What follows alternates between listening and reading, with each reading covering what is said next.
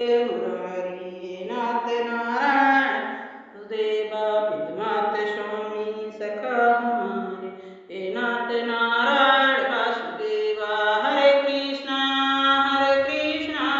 कृष्ण कृष्णा हरे हरे हरे राम राम राम हरे हरे। जय श्री राम, जय श्री राधे, जय श्री कृष्णा।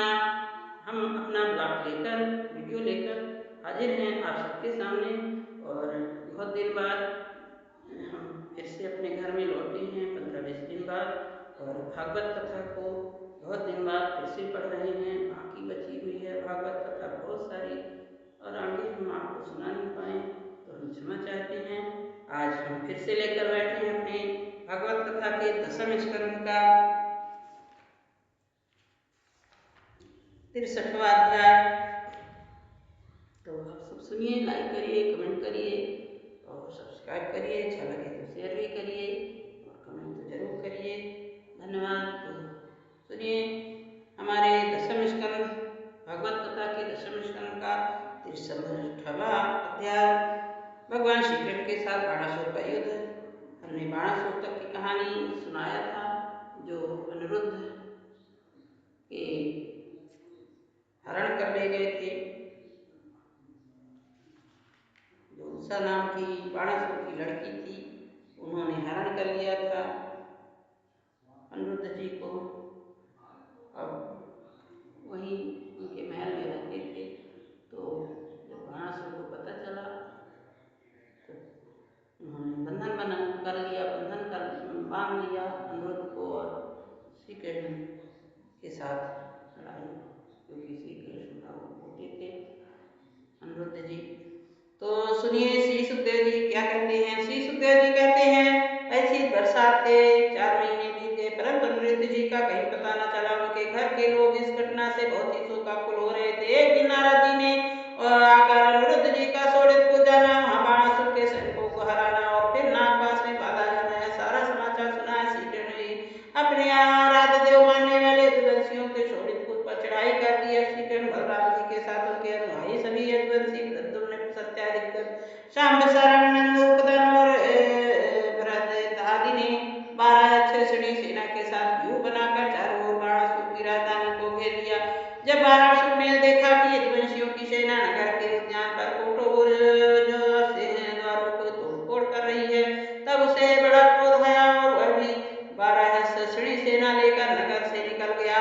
बाणासुर की ओर से साक्षात भगवान शंकर कृष्णराज नंदी पर सवार होकर अपने पुत्र कार्तिकेय के गढ़ों के साथ रणभूमि पधारे। भगवान श्री कृष्ण ने बलराम जी से युद्ध किया।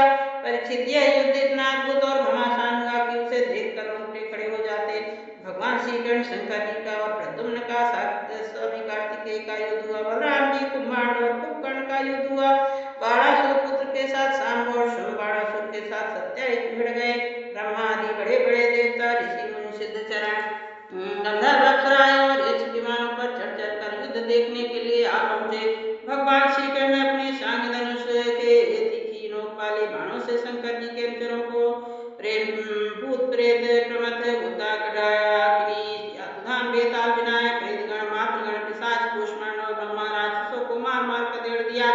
पिनाका पाणी शंकर जी ने भगवान श्री कृष्ण पर भांति भांति के गणित शस्त्रों का प्रयोग किया, परंतु भगवान श्री कृष्ण ने बिना किसी प्रकार के विस्मय उन्हें विरोधी शास्त्रों से शांत कर दिया। भगवान श्री कृष्ण ने ब्रह्मास्त्र की शांति के लिए ब्रह्मास्त्र का, वायुस्त्र के लिए पार्वतास्त्र का, अग्नि शास्त्र के लिए पर्जन्यास्त्र का, पाशुपात शास्त्र के लिए नारायण शास्त्र का प्रयोग किया।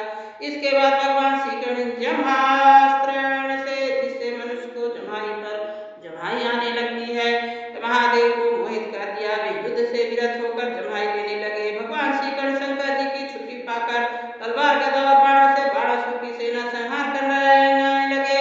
इधर प्रद्युम्न ने बाणों की बौछार से स्वामी कार्तिक को घायल कर दिया। उनके अंग अंग से रक्त की धारा बह चली। रणभूमि छोड़कर अपने वाहन मयूर द्वारा भाग निकले। बलराम जी ने अपने मूसल की चोट से कुंभकर्ण को घायल कर दिया, रणभूमि में गिर पड़े। इस प्रकार अपने सेनापति को हताहत देखकर बाणासुर की सेना तितर बितर हो गई। रथ पर सवार बाणासुर ने देखा कि श्री कृष्ण आदि के प्रहार से हमारी सेना तितर बितर और तहस नहस हो रही है। तब उसे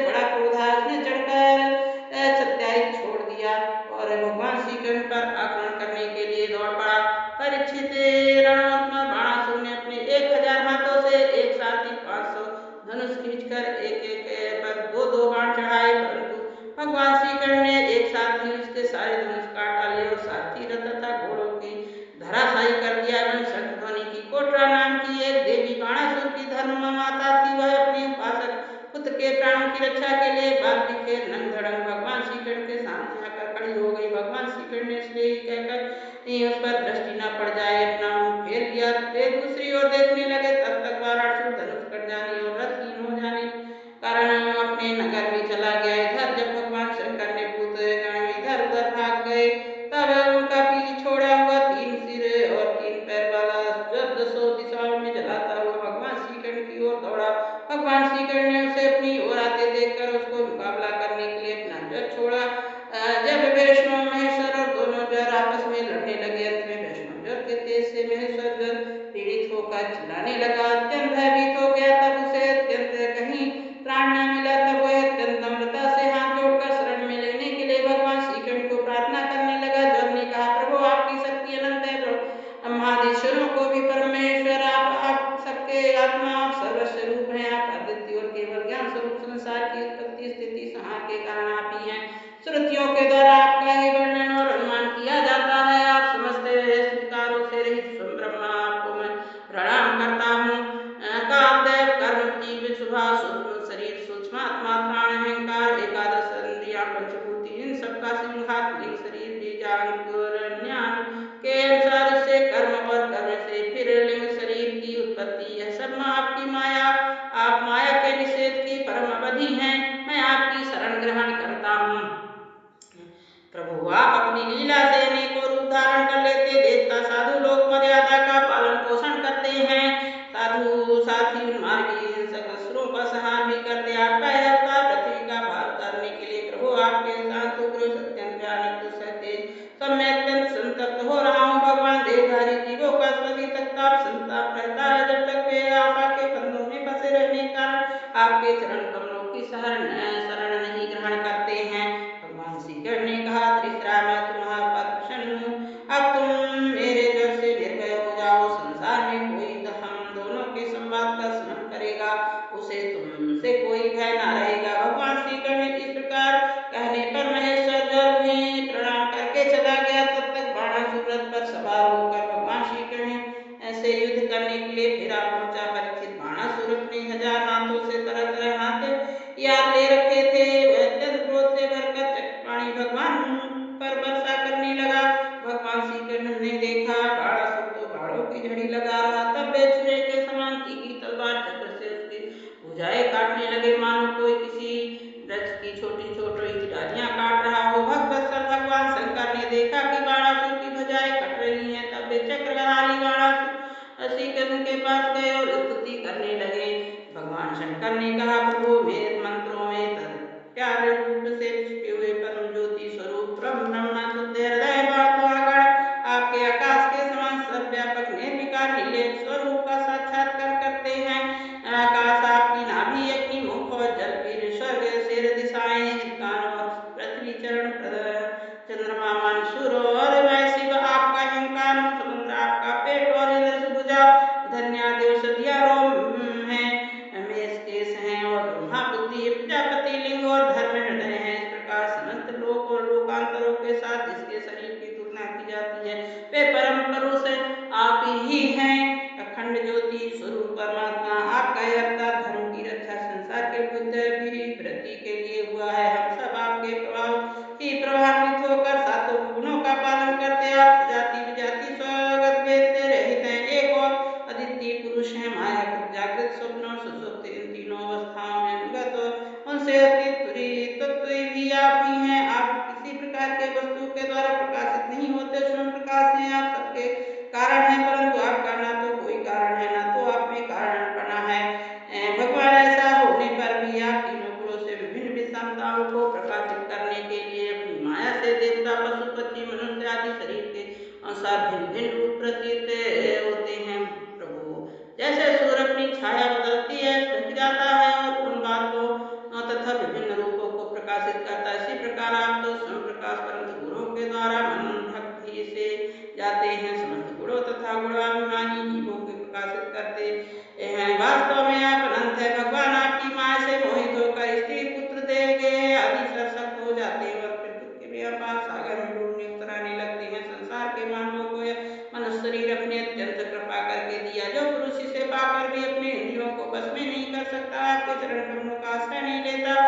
उसका सेवन नहीं करता, उसका जीवन अत्यंत शोचनीय और वह स्वयं अपने आप को धोखा दे रहा है। प्रभु, आप समस्त प्राणियों की आत्मा प्रीतम और ईश्वर हैं, जो मृत्यु ग्रास मनुष्य आपको छोड़ देता है, अनात्म दुख रूप एवं तुच्छ विषयों से सुख वृद्धि करके पीछे भटकता है। वह इतना मूर्ख है कि अमृत को छोड़कर विष पी रहा है। मैं ब्रह्मा, सारे देवता, शुद्ध हृदय वाले ऋषि मुनि प्रकार से सर्वात्मा भाव से आपके शरणागत हैं। आपको, क्योंकि आप ही हम लोगों की आत्मा प्रीतम ईश्वर हैं। आप जगत की उत्पत्ति स्थिति प्रलय के कारण हैं। आप है सब में परम शांत, सबके हृदय आत्मा इष्ट देव हैं। आप एक अद्वितीय और जगत के आधार अधिष्ठान है। प्रभु, संसार से मुक्त होने के लिए आपका भजन करते हैं देव। यह बाणासुर मेरा परम प्रिय कृपा पात्र और सेवक है। मैंने इसे वरदान दिया है। फिर वो जिस प्रकार जिसके इसके परदाता दैत्यराज प्रहलाद पर आपका कृपा प्रसाद है, वैसा ही कृपा प्रसाद आप पर इस पर भी करें। भगवान श्री कृष्ण ने कहा, भगवान, आपकी बात मानकर जैसा आप चाहते हैं मैं इसे निर्भय किए देता हूँ। आपने पहले इसके संबंध में जैसा निश्चय किया था, मैंने उसकी भुजाएं काटकर उसकी अनुमोदन किया। मैं जानता हूँ बाणासुर दैत्यराज बलि का पुत्र, इसलिए मैं भी इसका वध नहीं कर सकता, क्योंकि मैंने प्रहलाद को वर दे दिया कि तुम्हारे वंश में पैदा होने वाले किसी भी दैत्य का वध नहीं करूंगा। इसका घमंड चूर करने के लिए ही मैंने इसकी भुजाएं काट दी। इसकी बहुत बड़ी देव सेना पृथ्वी के लिए भार हो रही थी, इसलिए मैंने उनका संहार कर दिया। अब आप इसकी 4 भुजाएं बच रही है, अजर अमर बनी रहेगी। बाणासुर आपके पार्षदों में मुख्य होगा। अब आप इसको किसी किसी प्रकार से भय नहीं। श्री कृष्ण ने इस प्रकार भय अभय दान प्राप्त करके बाणासुर उनके पास आकर धरती में माथा टेका, प्रणाम किया। अनिरुद्ध जी को अपनी पुत्री उषा के साथ रथ पर बैठाकर भगवान के पास ले आया। इसके बाद भगवान श्री कृष्ण ने महादेव जी की सम्मति वस्त्रालंकार विभूषित उषा और अनिरुद्ध जी को एक राक्षसणी सेना के साथ आगे करके द्वारिका के लिए प्रस्थान किया है। इधर द्वारिका भगवान श्री कृष्ण आदि के शुभागमन का समाचार सुनकर झंडियां तोरण नगर के कोना कोना सजा दिया गया। बड़ी बड़ी सड़कों पर चंदन मिश्रित जल से शीश दिया गया। नगर के नागरिकों, बंधु बांधवों, ब्राह्मणों आदि आगे करके खूब धूमधाम भगवान का स्वागत किया। उस समय शंख नगरों ढोलों से त्रिमल ध्वनि की हो रही थी। इस प्रकार भगवान श्री कृष्ण अपनी राजधानी में प्रवेश किया। परीक्षित, जो पुरुष श्री शंकर जी के भगवान श्री कृष्ण का युद्ध और उनकी विजय की कथा प्रातः काल उठकर स्मरण करता है, उनकी पराजय नहीं होती है। इस तरह हमारा 63वां अध्याय समाप्त हुआ और हम आपसे अगले अध्याय में फिर मिलेंगे। 64वां अध्याय। आज के लिए धन्यवाद। जय श्री राम, जय श्री राधे, जय श्री राधा कृष्णा। ऐसे ही आप हमारा ब्लॉग सुनते रहिए।